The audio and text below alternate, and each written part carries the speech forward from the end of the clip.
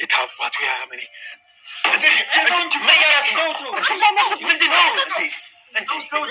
ልጆች ያነጋጋሉ አድርጎ መመቶ ቺቺ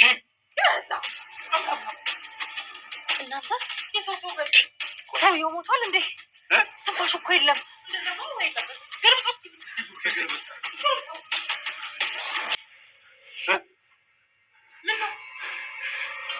ያመኔ ጨካኝ ምን ነው ታውቀዋለህ እንዴ?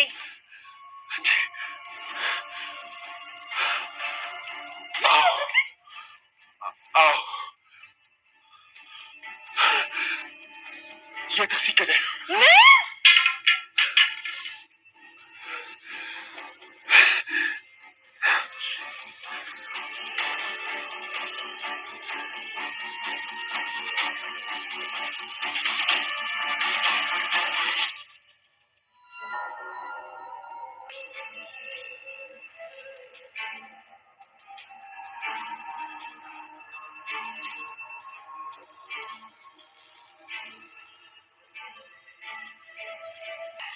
በረላይ ምን ያቆማችሁ? አገቡ እንጂ። እሺ መጣን ጋሽ እንገባለን። ሰላም ነው። እሺ እሺ አደረኩ። ሰውየውን አንተ ብቻ ልትወስደው ነው እንዴ መጣው? አይ እኔ ብቻ እንኳን አይደለም ወስደው እና ሌላ የቀረ ፖሊስ አለ ከኋላ? አይ አብሮኝ የመጣ ፖሊስ የለም ለጊዜው። እና ታዲያ ብቻ ምን ልታደርግ ነው የመጣው? እኔ እንኳን ለማጣራትና ሰውየው እውነትም የትርሲት ገዳይ ከሆነ ተጨማሪ ኃይል እጠራለሁ ብዬ ነበር ያሰብኩት። ሲጀመር አንተ የትርሲትን ገዳይ እንዴት ልታውቅ ቻልክ? ግራ እያጋባኸኝ ነው። የመጨረሻ አንድ ጥያቄ ይቀረኛል። ምንድን ነው ደግሞ እሱ? እባክህ ህጋዊነትህን ለማወቅ መታወቂያ ልትሰጠኝ ትችላለህ? ምንም ችግር የለም ይቻላል። ወይዘሮ ምን ሆነሻል? ቆይ ሁሉ ጥያቄ ያስፈልጋል? እኔ ካወቅኩት አይበቃም? ሚኪ ችግር የለውም። ሲጀመር ልክ ናቸው። ፖሊስ መሆኔን ማረጋገጥ አለባቸው። ይኸው መቤት። ሚኪያስ ያላሰበው ቅርቃር ውስጥ መግባቱን አይተናል። በአሁኑ ሰዓት ኮማንደሩ ከሚኪያስ ጋር ያለውን ግንኙነት እንግዲህ በጣም በጥብቅ ሁኔታ ሊመረምር የሚገባ አይነት አስተያየት እየተመለከተው ነበር። ጸጋዬ የተባለው የእህቱን አጋች እንዲሁም የትርሲትን ገዳይ የሆነው ሰው እቤት ድረስ በድፍረት ሽጉጥ ይዞ መጥቶ ሚኪያስን ለመግደል ሙከራ ሲያደርግበት ነበር። ይሄ ነገር ያደረገው አንድም ገንዘቡን ባለመስጠቱ ቃሉን አልጠበቀም በማለት የእህት አጋች የሆነው ሰው እቤት ድረስ ሰው ብሎ መግባቱን አይተን ነበረ። በአሁኑ ሰዓት እንግዲህ ኮማንደሩም ሆነ ሙሉ ቤተሰቡን ያስጨነቀው ጉዳይ ጸጋዬን ማን ፈታው? እንዴትስ ሊያመልጥ ቻለ? ከታሰረበት ቦታ ይሄ ሰው እንዴት ሊያመልጥ ቻለ? የሚለው ሁላቸውም ግራ ባጋባ ስሜት ውስጥ ገብተዋል። ኮማንደሩ አይኑን ከሚኪያስ ላይ መንቀላቅቶታል። ምክንያቱም ደግሞ ሚኪያስ ይሄንን ነገር ሆን ብሎ ያደረገውና ከዚህ ኮማንደር ጀርባ የሚሰራ ብዙ ሴራዎች እንዳሉ በጥብቅ እያየው ይገኛል። አይኑን ቀስ ብሎ ጎንበስ በማለት ሲመለከተው የነበረው አስተያየት በጣም እጅግ ጥልቅ በሆነ ስሜት ውስጥ በመሆኑ ሚኪያስ ቀና ብሎ እያየው ነበረ። ዛሬ እንግዲህ እዚህ ቤት ውስጥ ልሰርቅ ነው ብሎ ያለው የታገተው ጸጋዬ በጣም አጀብ የሚያስብሉ ብዙ ነገሮችን ሰርቷል ማለት ነው። ከሚኪያስ ጋር አዳዲስ ነገሮችን ከመዋዋሉ በፊት ቀደም ብሎ የሚኪያስ ቀኝ እጅ የነበረው ጸጋዬ ከዚህ ቀደም እንግዲህ ትርሲትን ባልታሰበ ሁኔታ ባላወቀ ሁኔታ እንድትሞት ካደረገ በኋላ ግን ደግሞ አሁን ላይ እንግዲህ ያ ነገር ጸጸት ያልሆነበት የመሰለው ጸጋዬ ቤቷ ድረስ ዘው ብሎ በመምጣት ዛሬም እንግዲህ በድጋሚ ሚኪያስን አስፈራርቶ ገንዘብ ለመውሰድ እና ይሄ ወንጀሉ ተደባቆ እንዲቀመጥለት ከሀገር ለመውጣት አቅዶ እንደነበረ ገንዘቡን ግን በእጁ ማግኘት እንዳልቻለና በዚህም ደግሞ እንደ ማስፈራሪያነት እየተጠቀመበት ያለ ማህሌትን የሚኪያስን እህት አግቶ ይዟታል ማለት ነው። ይህንን ገንዘብ ካልሰጠኸኝ እህትህን አልለቅም በሚል ሰበብ ዛሬ ከሀገር ለመውጣት እየተደራደረባት ያለችዋ ማህሌት በአጣብቂኝ ውስጥ ትገኛለች ማለት ነው። ውድና የከበራችሁ ቤተሰቦች እንኳን ደህና መጣችሁ። የካያ ድራማ እንግዲህ ዛሬም በክፍል 38 አሳልፎ ወደ ክፍል 39 እያመራ ይገኛል። በክፍል 38 እንግዲህ በጣም ብዙ ነገሮች ተቀይረዋል። በተለይ ደግሞ የብሩኬ ወንድነት ጥግ የታየበት የተፈተሸበት ወይዘሮ ሂሩት በጣም በደስታ የዘለለችበት ቀን ነበረ። ብዙዎቹን ደግሞ ያስደነገጣቸው ጉዳይ ቢኖር የትርሲት ገዳይ የሆነው ሰው እቤት ድረስ መጥቶ ሌላ ሽጉጥ መዞ ለሚኪያስ ሊተኩስ በመዘጋጀቱ ምንድን ነው ነገሩ ብለው ሁሉንም ያስደነገጣቸው ጉዳይ ነበር። ከዚህ ነገር ሁሉ ጀርባ እያንዳንዱ ነገር የሚኪያስ እጅና ሴራ እንዳለበት ቢያውቁ እንዴት ምንኛ ደስ ይል ነበረ። ግን ደግሞ አሁን ሚኪያስ በስውር ሆኖ እቤት ውስጥ አብሮ እየበላ እየጠጣ የእሷ ገዳይ እቤት ውስጥ ተቀምጦ ሌላውን ማሳደድ መሞከሩ በጣም አጃይብ የሚያስብል ነው። እና ዛሬ እንግዲህ ጸጌ ስመሰስ ብሎ እቤታቸው ድረስ መጥቶላቸዋል። አንድ ድምፅ እንግዲህ የሰማው ብሩኬ ሞላ ቤተሰቡን ሰብስቦ ከጥግ እስከ ጥግ ተመልክተው ቀስ ብሎ ይመጣሉ። የሚመለከቱትን እንግዲህ ከሚኪያስ ፊት ለፊት ላይ የተደቀነውን ሽጉጥ የያዘውን ሰው ጭንቅላቱን ብሎ መጥቶ ይጥሉታል። ከዛም በኋላ ነበር ነገሩ እየተካበደ የመጣ። ወይዘሮ ሂሩት እንግዲህ ጎንበስ ብላ የወደቀውን ሰው ትንፋሹን ስትመለከተው በህይወት የለም ትንፋሹ ተቋርጧል ስትላቸው ሁላቸውም ደንግጠዋል።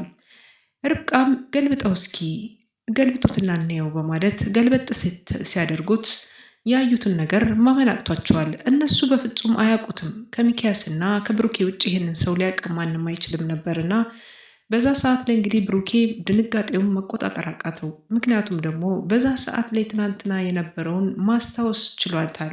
ምክንያቱም ለብሩኬ ገዳይ ተልኮለት በዛ ሰዓት ላይ እንግዲህ ትርሲት የምወደው ባሌን ሁለተኛ ጊዜ ለሞት አልሰጥም በማለት እሷን ከፊት ራሷን አስቀድማ እሷ ለሞት የሄደችለት ትርሲትን የገደላት ሰውዬ ፊት ለፊቱ መጥቶ በተለይ ደግሞ በአንድ ብቻ ዱላ መውደቁን ሲያስበው የተናደደ ይመስላል ብሩኬ። ለዛ ነበር እጆቹን ጨብጦ አይኖቹን እየጨፈነ እየገለጠ በጣም በንዴት ትንፋሹን ወደ ውስጥ ሲምግ የነበረው። በዛ ስሜት ውስጥ ሆኖ ሁላቸውም በተደናገጠ ስሜት አንዱ አፉን ይዛል፣ አንዱ ይጮኋል። ግራ ተጋብተው ጭንቅላታቸውን ይይዛሉ። ግን ደግሞ ብሩኬ የወጣለት አይመስልም ነበር ንዴቱ። ከዚህ መካከል ላይ ሆኖ ምንድነው የተፈጠረው? ምንድነው ታውቀዋለህ ሲል አዎ አውቀዋለሁኝ፣ የትርሲት ገዳይ ነው፣ ይሄ ነው የገደላት በማለት ለእናቷም እንግዲህ መርዶውን ያበስራታል ማለት ነው። ይሄ ሰው እንግዲህ ሰተት ብሎ ቤታቸው ድረስ የገባ ገንዘብ ፈልጎ ወይም ደግሞ በተለየ ጥቅም አግቷት የነበረችውን ማህሌት እንደ ማስፈራሪያነት እየተጠቀመ ከሚኪያስ ገንዘብ ለመውሰድ ፈልጎ ነው የገባው የነበረ።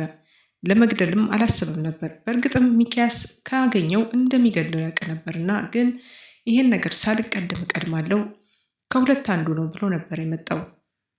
አሁን ሁሉም ነገር እየተቀየረ የመጣ ይመስላል። ሚኪያስ እንግዲህ በድንጋጤ ውሃ ሆኖ ቆሞ ነበረ።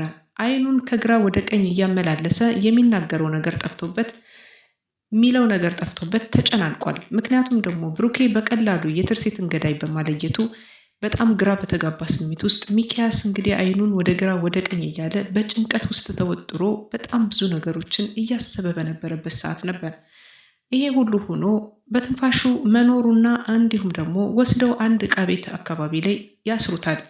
ፖሊስም ጠርተን ለፖሊስ ሪፖርት እናደርጋለን፣ ወደ ህግ አካል እናቀርበዋለን በማለት እንግዲህ የሚኪያስ ቀኝ እጅ ወደ ሆነው ሰው ይደወልለታል። ስልክ ላውድ ስፒከር ላይ አድርገው እኔ ሚኪያስን አላምንም በማለት ሚኪያስ እንግዲህ በጣም ብዙ ነገሮችን እንደሰራ ያውቃል። ብሩኬ ብዙ ነገሮችን ደብቆለታል። ይሄንንም ደግሞ ለልጆቹና ለቤተሰቦቹ በማሰብ እንዲሁም ደግሞ ህግ ይዞታል ይሄን ነገር ለነሱ ልተው በማለት ብዙ ነገሮችን እያወቀ እንዳላወቀ እያሳለፈ የሚገኘው ብሩኬ ዛሬ ትዕግስቱን መፈታተን የጀመረውን ሚኪያስን እንቅ አድርጎ ይዞ ሲወዘውዘው ነበር። እያንዳንዱ ነገር ከዚህ ሁሉ ነገር ሴራ ያንተ እጅ አለበት እያለ ሚኪያስን እንግዲህ አንገቱ ላይ የእጆቹ አርፈውበት እንደነበር አይተናል። ብሩኬ በጣም የተናደደ በጣም የተቆጨ ይመስላል። ምክንያቱም የሚስቱን ደም መመለስ እንኳን ባይችል በአሁኑ ሰዓት ላይ ግን ደግሞ ያደረገውን ሰው ለህግ ማቅረብ ግዴታ ነበረበትና ለዛ ይመስላል በቁጭት በንዴት አንገቱ ላይ እጆቹን አስቀምጦ ሲወዘውዘው ጥርሶቹን እያፋጨ ነበር ብሩኬ። ማለትም ደግሞ ከግራም ከቀኝም ሁላቸውም ብሩኬ ተው ተው የሚለውን ድምፅ ያዳምጣል። ምክንያቱም ይሄ ሁሉ ነገር የሆነው በሱ ችልተኛ ባይነትና እሱም ደግሞ እሱ እንዳይሞት ስትል ትርሲት የከፈለችለት ዋጋ ትዝ እያለው ይመስላል። ብዙ ነገሮችን የሚያስታውሰው ብሩኬ አሁን ላይ ነገሮችን በትኩረት እየሳበና እንዲሁም ቤተሰቡ ባላወቅበት መንገድ እሱ በስውር ነገሮችን ለመጨረስ የሚፈልግ አይነት ስሜት ውስጥ ገብቷል። ሚኪያስ እንግዲህ የማይወጣው ችግር ውስጥ ከኮማንደሩ ጋር በድጋሚ መግባቱንም አይተናል። ኮማንደሩ እንግዲህ ከዚህ ቀደም እንደምናስታውሰው የሚኪያስ ቀኝ እጅ ሆኖ ነገሮችን ደብቆለት ብዙ ነገሮችን ሊያሳልፍ ይፈልጋል። ኮማንደሩ ያልተረዳው አንድ ነገር አለ። ከዚህ ቀደም እንግዲህ ሚኪያስ ሌላ ሰው ትርሲትን እንደገደላት ነው እንጂ ከዛ ውጭ ሌላ ነገር ምንም ነገር ሚኪያስ እንዳጠፋ የሚያውቀው ነገር የለም። በነፍስ ግድያ ወንጀል እንደሚፈለግ ሚኪያስ ማንነቱን እስካሁን ድረስ አጋልጦ ያልሰጠው ሚኪያስ በኮማንደሩ አይን አልገባም። ዛሬ ግን አንድ ጥርጣሬ እንዲፈጠር አድርጓል። ኮማንደሩ በሰፊው ሊጠረጥረው የፈለገበት መንገድ፣ ሊያይበት የፈለገው መንገድ በጣም ትኩረትን የሚስብ ነበረ። የእሱ አይኖች ጎንበስ ብሎ ከሚመለከተው የሚኪያስን አይኖች በጣም በሚገርም እይታ ነበር ሚኪያስ በመርበትበትና እንዲሁም ደግሞ ባልተፈጠረ ምንም ነገር ለመምሰል በመሞከር ሲመልስለት ነበር። እንዴት ፈታኸው? ለምን ፈታኸው ለቀቅከው? በማለት ሚኪያስን እንግዲህ ያፋጠጠው ይመስላል። ግን ደግሞ ሚኪያስ መልሶችን አያጣም ነበርና እህቴን እገልብሃለሁ ሲለኝ ምንም ማድረግ አልቻልኩም እና ለቀቅኩትኝ። እህቴ ከምትሞት ብዬ በእህቴ አስፈራርቶኝ ነው። እሷን ስላገታት ምንም ማድረግ አልቻልኩም በማለት መልሶቹን ቢያዘጋጅለትም ግን ደግሞ ቢሆንም ይሄ ሁሉ ነገር ሆኗልና አሁን ላይ እንዳያስከው ብታስቀምጠው ባይፈታ ነበረ። ወደ ህግ ቦታ እንወስደዋለን፣ እሱንም ደግሞ ካለበችበት ቦታ ፈንቅሎ ያመጣት ነበር በማለት እንግዲህ ይሄ ሰው ቢመልስለትም አሁን ላይ ምንም ማድረግ አይችልም። ምክንያቱም ደግሞ ይሄን ያደረገበት ምክንያት ሚኪ ብዙ ሰበቦች አሉት።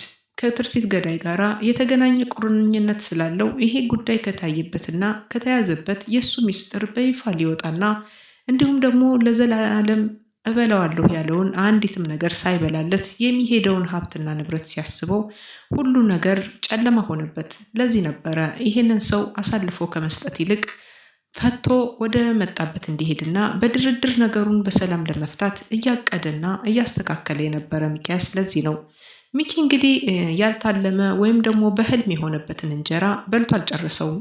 አሁን ላይ ያንን በልቶ ያልጨረሰውን እንጀራ ጅማሬው እንጂ መቼም ፍጻሜው አላማረለትም። ስለዚህ እንደገባበት መንገድ ለመውጣት ቀላል ነገር አይደለምና አሁን እጆቹን ሰብስቦ የሚቀመጥበት ጊዜ አይደለም።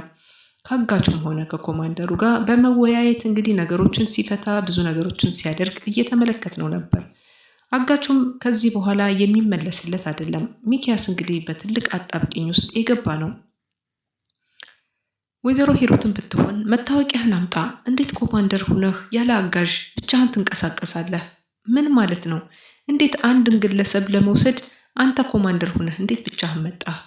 እንደ አንድ ግለሰብ በማለት ብዙ ነገሮችን ስትጠይቀው ነበር። ሚኪያስ እንግዲህ እየተርበተበተ አይኖቹን ከግራ ቀኝ ቁልጭ ቁልጭ እያደረገ ነገሩን ለማርገብና እንዲሁም በጣም ትኩረት ላለመሳብ ሲሞክር ነበረ። በዚህ መካከል እንግዲህ ብሩኬ ብዙ ነገሮችን እየታዘበ ግን ደግሞ በቃ የህግ አካል መጥቷልና ይሄን ነገር ለህግ አካሉ እንተው ያለ ይመስላል።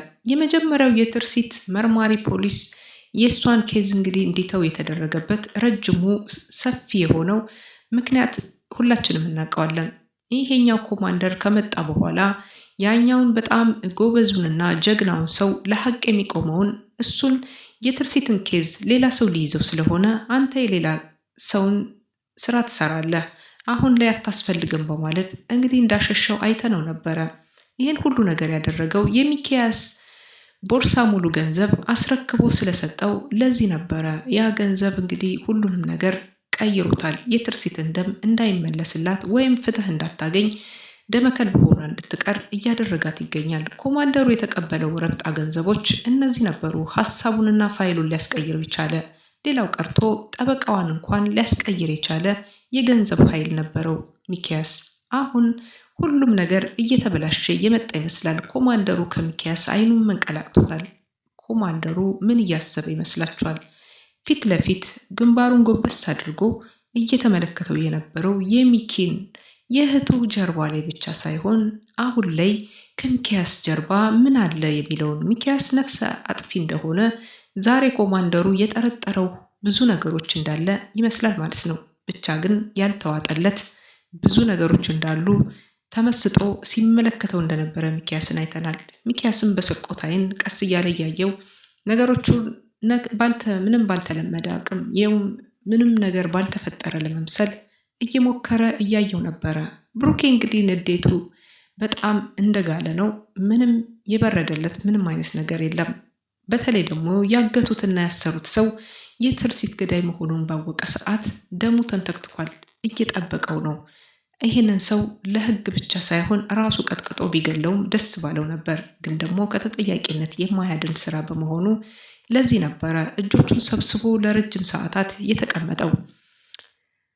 አሁን እናትየዋም እንግዲህ ልቦቿ እርፍ ያሉላት ይመስል ነበረ። በሰዓቱ ላይ ልጆቿን ራሱ ሰብስባ ማንም ሰው ከዚህ ክፍላችሁ መጥቶ ቢያንኳኳ እንዳትከፍቱ፣ መብራታችሁን በራችሁን ቆልፋችሁ መብራት አጥፍታችሁ ተኙ በማለት ልጆቹንም እንግዲህ የትርሲት ልጆችን ስትመክራቸው ነበረ።